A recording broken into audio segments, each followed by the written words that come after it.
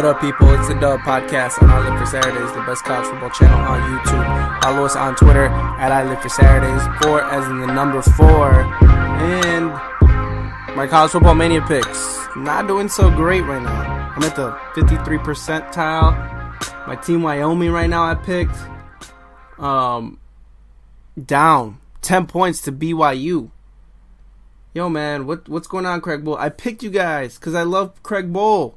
But good news for me, all the games that I've lost, which I think I've lost 3 games so far, are like below 15 or under confidence points. So yeah, I'm playing at ESPN, the confidence points. I think I'm in a Hokies group or something like that. But, you know, I'm not doing too terrible. Also, very upset at myself. Rookie mistake, I deleted a podcast that I did with the Eric, and we've always had a strong interest in looking back at past drafts, even before the podcast. So we did a whole podcast on the 2012 NFL draft, and we really broke it down. We talked about a bunch of things and players, some jokes. It was great. 2 things. We couldn't pick up our voice for whatever reason. My microphone wasn't working well. It's working perfectly now. I don't know why it wasn't working so well. So I tried to do something, and I somehow deleted it, like the whole thing, and I could not bring it back. I couldn't undo. I don't know what the hell I did, but for whatever reason, it's gone. But still, be on the lookout for future ones, because we're going to do not just NFL, NBA, Revisionist podcast on past NBA and NFL drafts. So be on the lookout for that. That doesn't discourage me. That was about an hour of work. Hurts. And it's destroyed. But we just do that like it's nothing. We like to look back at past drafts like nothing. So it shouldn't be too hard. So be on the lookout for that. And I did promise I would do a college football playoff preview. But I didn't want to be one of those podcasts that just picked teams and started talking about numbers or players or whatever the hell that doesn't matter, the little storylines. I wanted to be one of the more detailed previews that there is in the college football land. So what I love, and I've talked about millions and millions of times, is sacks and turnovers. Sacks and turnovers are the most important thing in today's college football. It is by far the most important stat, the most important part of your team. And if you're not adjusting your team into getting sacks and to getting turnovers, you are falling behind. Even look at the NFL. That's all they do. They look for sacks. They look for turnovers. Why? Because offenses are cheating nowadays. They're ridiculous, and in some cases they actually are cheating. Like some formations are actually illegal and aren't called illegal, or some plays are called illegal or aren't called illegal. And as a defense, you need to do something to adjust. And I've been saying for years that the Big 12 is the number one and has always been ahead of the curve in that. They have been the first people to embrace, we don't care about no big yards and getting 500 yards on us or 400 yards on us. You know why? Because we're going to sack your quarterback, bring him up in 3rd and long situations, give our quarterback back the ball, and we're going to pick you off and strip the ball from you. And we're going to give more and more possessions and more throws and more plays for our offense than your offense. And that's what the Big 12 has always done. People bash the Big 12. Oh, they don't play defense. They don't play defense. That is fucking bull crap. If you believe the Big 12 didn't play defense, you're an idiot. You're a poor analyzer of the game of football. Look how many great defensive players have come from the Big 12. Now, recently in these last 2 years, the Big 12 hasn't been great. That's mainly because Oklahoma's been back and forth. And then Texas has been pretty poor. Texas A&M leaving, Missouri leaving, Nebraska leaving, Colorado, yes, even Colorado, that has hurt them. And that could only, you could only lose so many teams until your football starts taking a hit. But if you look through many drafts, like we just did the other day, just did earlier, the draft that I deleted, the Big 12 has produced excellent football defensive players in the NFL. And why? Because they're awesome at getting sacks and getting turnovers. And that's what is in football today. So, let's look at the first game. Washington versus Alabama in the Peach Bowl. I like this game, but it is a weird, awkward matchup. Alabama is this... People have made... I've said Lane Kiffin has made this more of a passing offense and more of a aerial attack, and they definitely have. And I think there's been this weird misconception or this weird perception of Alabama that they're now more of a passing team, but they're really not. You know, they love to pound the freaking rock. I mean, that hasn't changed. Alabama still produces the best offensive line in the country. They don't have one horse, but with Jalen Hurts and that stable of running backs they have, they can gash up any defense in the country. And Washington is this also kind of balanced attack, but they do it not under the center. They do take some snaps under the center, but for the most part is in this, Boise State style shotgun, all types of different formations with a bunch of different trick plays. So it's not a perfect matchup, and I believe this is going to be a really awkward game. There's going to be a lot of awkward plays and a lot of awkward moments. And I like this game, but I think there's going to be some parts that are going to be great, but there's going to be some times where this game is going to be really boring because I feel like there'll be a lot of incompletions because these styles just don't match up very well. Their defenses as well. It's such a different dynamic. Now, like I said before, sacks and turnovers. Most important stat in college football. Let's look at the sacks and turnovers. Sacks per game for Alabama. They rank 4th in the country at 3.46. And Washington is tied for 19th at 2.85. Now, from what I've looked at it before and all the stats, what I've noticed is great teams stay somewhere in between the top 30 percentile. Both teams are well into the top 30.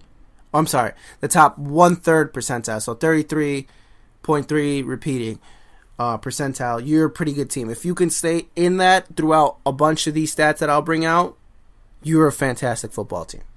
And obviously, if you could stay somewhere in the top 10 or 20, that really says something about your football team.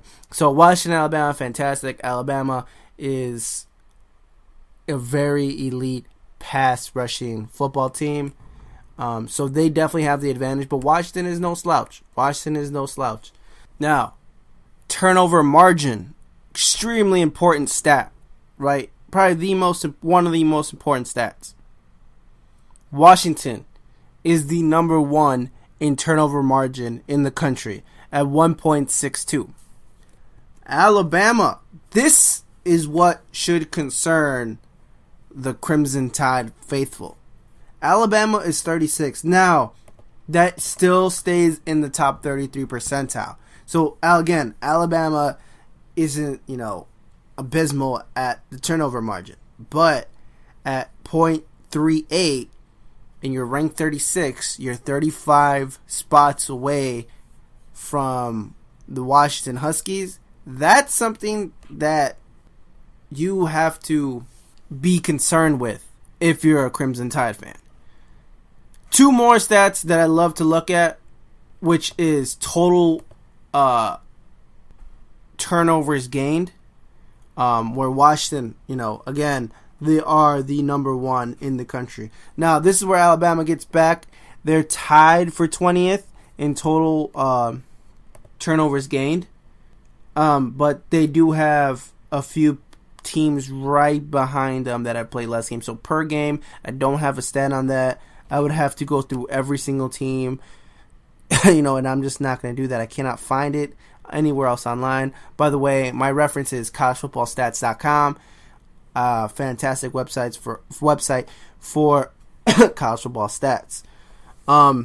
Alabama's ranked 20th. They have 24 total gained turnovers, and Washington has 33. So again, both teams in the top 30 percentile. Alabama behind in the turnover game, but not too far, not too horrible. But Washington is the best in turnovers in the nation. So something to be concerned about if you're a Tide fan. And again, sacks and turnovers. What are sacks essentially? Sacks are, sacking the quarterback, right? I don't have to explain what a sack is, but what sacks do is bring up second and long, third and long situations. What else is something that's similar to that? Tackles for loss. So I love looking at tackles for loss, and this is where Alabama makes up their ground.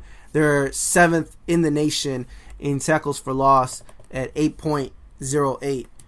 And Washington, 46 in tackles for loss, 6.3. And I think a lot of people had concerns about, for Washington, how are they going to beat that offensive line in the trenches? Now, sure, they can cover decently. Sure, they could strip some balls. That they're fantastic at that. But are they going to be able to compete on a 2nd and 5 situation against Alabama? That's going to be tough. That is something that is very concerning. That is something that Alabama could really expose. Now, Washington's no slouch. They're the best team in the Pac-12. They're the best team in the west side of the country. Okay, don't get it twisted. These guys are fantastic, and arguably USC's up there. But these boys are fantastic. They're not going to be any ragdolls. But as the game wears on and the game goes on, will Alabama start turning those 3-yard, 4-yard carries into these huge gashes of 15 and 20 yards, 10 yards? That is something that's scary. And I think the Big O said, outside of the podcast, was Washington will probably be very close or might even be leading going into the half. But once the second half comes by, that Alabama roll tide, that offensive line, those running backs, they're going to wear down Washington eventually. And let's not get away from the Chris Petersen-Nick Saban matchup, which, really hasn't been talked about that much. This is one of the better coaching matchups that we've had since Saban versus Urban Meyer in a great bowl game, in the top bowl game. And, I hope people are overlooking Chris Petersen and his genius. This is the same guy who wrecked on Bob Stoops, whose credibility and reputation has been tarnished in these last few days with the Joe Mixon situation. But he's a guy who outwitted Bob Stoops. Bob Stoops, who came in with 5-stars and 4-star football players and got wrecked, physically dominated by a bunch of 1-star, 2-star, 3-star recruits. Chris Petersen's the same dude that went into Atlanta, Georgia, and whooped up on Mark Richt. Again, another top coach. This is the same dude that went into FedEx Field and beat my dude, Frank Beamer, the legendary Frank Beamer, in 100% humidity. This guy, Chris Petersen, is coaching against a guy, a legend in Nick Saban, who has some flaws and has been outcoached by other good coaches. Kyle Whittingham, Urban Meyer. Nick Saban, remember that old myth? Gave him a month to prepare. You're not going to beat Nick Saban. Oh, really? Let's look at the bowl records. Nick Saban, if it's not for him being able to play 2 bowl games in 1 year, he'd be 9-8. But he was 10-8. He's 10-8. Last year he played in the Cotton Bowl and then he played in the national championship game. So he got 2 balls because of that. So good for him. Chris Petersen, in his bowl games, 6-3. And don't give me no bullshit about, those bowl games that Nick Saban was, the team wasn't motivated. Stop that bullshit right there. Stop that fucking bullshit. You know why? Because number one, if you're that great of a coach, you better have those kids motivated to play any game. I don't give a damn what the hell poll or team you're playing. You better be freaking motivated. Let alone the goddamn Sugar Bowl. A bowl game that really matters. Twice. Losing twice to Oklahoma and then Utah. In one of the bigger games in college football. Historic game. What's his record? 6-3. And you could say, oh, you come out with some bullshit and say, oh, well, you know, when he was playing in those BCS bowls, Chris Petersen's team wanted to be there. Okay. Well, what about the other bowls? When he had to go to the Mako Bowl twice, Las Vegas Bowl. He had his team ready. Heart of Dallas Bowl. And some of those years, they were coming off heartbreaking runs to get to the BCS title game or to a BCS bowl game. Heartbreaking losses. Heartbreaking season-ending games. And they had to go play at the Las Vegas Bowl. It's not like Alabama, who got downgraded to the Sugar Bowl. This is the Mako Bowl.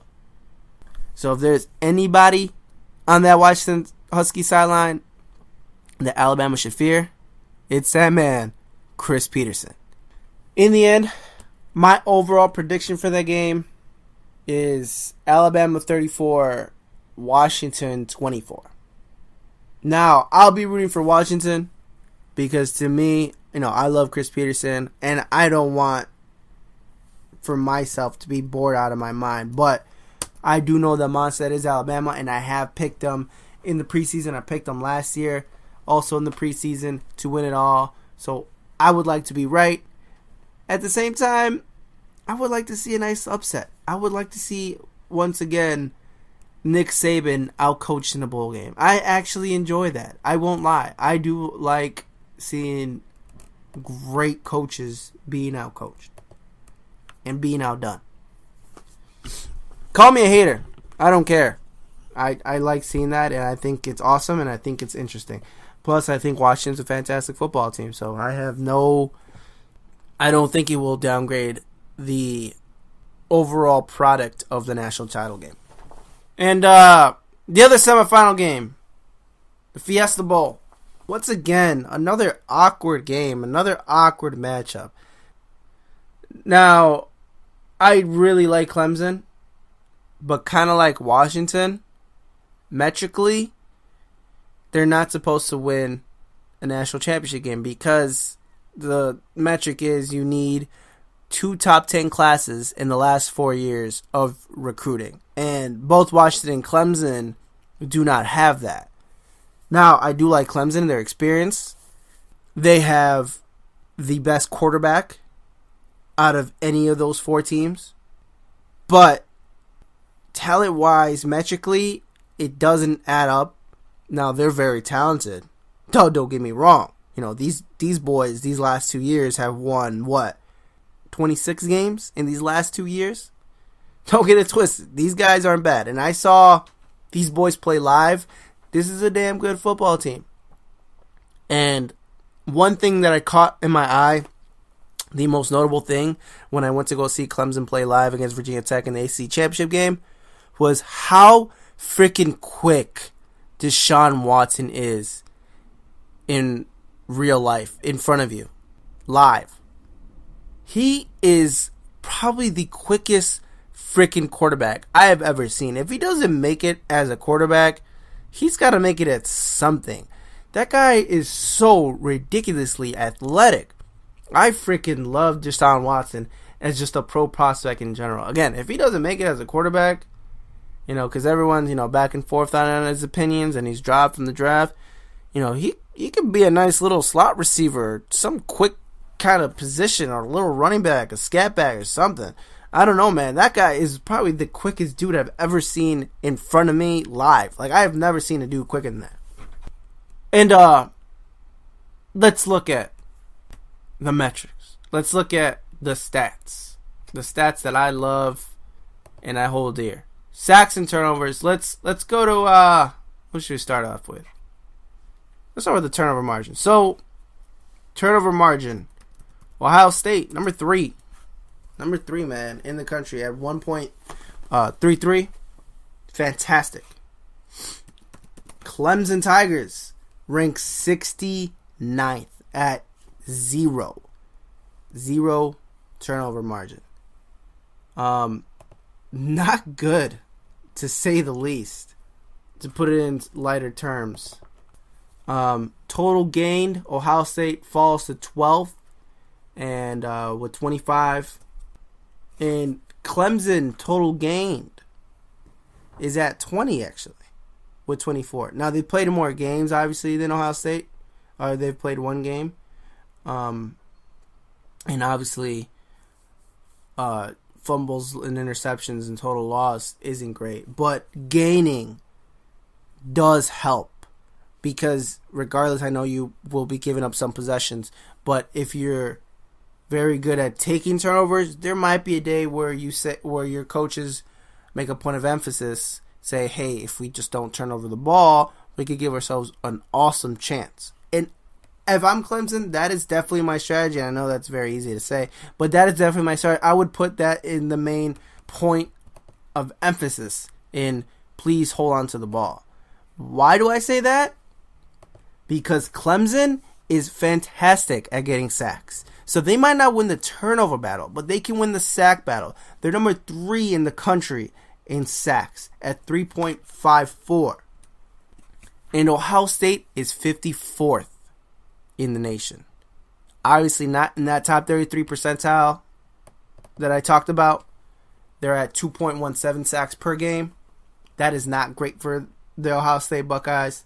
So if I'm Clemson, there's not much Ohio State can do in terms of pass blocking, right? You either can pass block or you can't. And that's it. Either you could stop their pass rushers coming at you or you can't. That's it. But Clemson can say to Deshaun Watson and Wayne Gallman and, hey guys, let's hold on to the ball. Let's be safe. Let's make short throws, quick throws, safe throws, maybe take a shot here and there. But for the most part, if we could keep the turnover battle even, or we can maybe even win by +1, we can destroy this team in the sacks category. They could bring up a bunch of 3rd and longs, 2nd and 19s on Ohio State, because these boys can pass rush. Also, tackles for loss. Clemson also ranked 3rd at 8.62. And Ohio State does get a little better. They're ranked 35th in tackles for loss per game at 6.67. So Ohio State, they can help themselves out a little bit in that area. But Clemson is just so fantastic. That defensive line is unbelievable. And I saw that live. Now, I take my man Urban Meyer over Dabo. And Dabo, I like Dabo. He has proven me wrong time and time again. I thought he was a rah-rah cheerleader type of coach when I first saw him, his first game. I forgot who it was exactly. I thought he was 100% rah-rah. And I'm not far off on that, because he is definitely that, cheerleader type coach. But, don't sleep on Dabo. Dabo's a lot smarter than people give him credit. This is the same dude who has completely dominated the ACC these last, 3 years? And this is the same dude that has already beat Urban. This is the same dude that went toe-to-toe with Bob Stoops and he wrecked him. This is the same guy that was almost a trick onside kick play from beating Alabama. So, I don't want to sleep on Dabo, but it's hard for me to say Dabo can beat Urban Meyer twice. And Urban Meyer has more overall better talent. But I do think Clemson has a better quarterback. I think it comes down to a field goal. If I was to pick one team, if I had to pick one team, I would take the Buckeyes. I take the Buckeyes. I think it's going to come down to a field goal. I think this is going to be a fantastic game. I think there's going to be a lot of awkward moments, a lot of boring moments. Again, it's a weird matchup. But, we're going to see. I think this game is going to be a little more interesting than watching Alabama, because I think Alabama, they'll pull it out at the end. But this game, it's so extreme. Ohio State is fantastic in turnovers and getting turnovers, and Clemson not so much. But Clemson is great at tackles for loss and sacks, and Ohio State not so much. So we're going to see. I don't know who I'm rooting for in this game. I don't think I have a dog in this fight, which I think that's way better to watch football, is to not have a dog and just love the game and appreciate the game for what it is. So yeah, that's it. That's my detailed college football playoff podcast. If I was to pick a national championship day, I still rolling with the Crimson Tide. They're just incredible. Number one recruiting classes the last 5 years, and not even the 4 years thing, which is the metric. The last 5 years. So any of the redshirt freshmen they have, or redshirt seniors they have, are guys from a number one ranked recruiting class. So good luck, Washington. Good luck, Ohio State and Clemson, whoever has to play them. I'm rolling with the Crimson Tide to win it all. So that's it. Again, be on the lookout for Revisionist NBA and NFL drafts with the Big E. I want to do a 2005 NBA draft because I think for me it's more fun. But we'll throw out a bunch. Also, be on the lookout for my Friday Night Tykes preview. Friday Night Tykes coming soon in January, man. I'm excited. Love that show. I also hate that show with all my heart. So, love-hate relationship with that show. And you guys will be getting a video, podcast, whatever you want to call it, before the season 4 starts? Is it 4? Are they doing Steel Country? I'm not 100% sure. Also, update on this game. BYU is pummeling my pick of the Wyoming Cowboys 24-7. So, there goes my Bowl Mania. Alright, guys. Like, comment, subscribe. Peace.